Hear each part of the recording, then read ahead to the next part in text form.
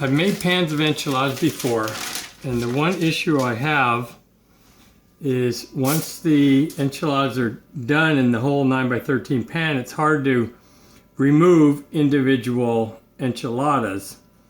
They just all kind of grow into one big enchilada.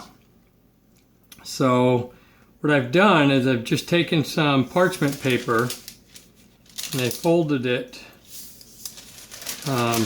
back and forth like this.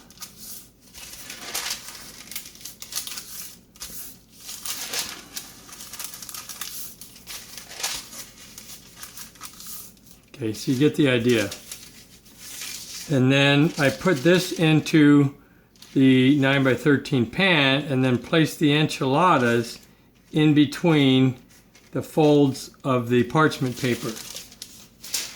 So what I end up with is something like this.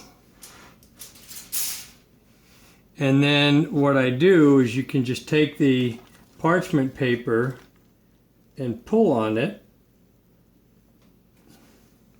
and you can see now you've separated the enchiladas from the one next to it. And also, this is actually 2 enchiladas. I don't know if I can, they're kind of overlapping each other. There. So that's 2 separate enchiladas. And now what I'll do is I'll take these and I'll wrap them up individually and freeze them.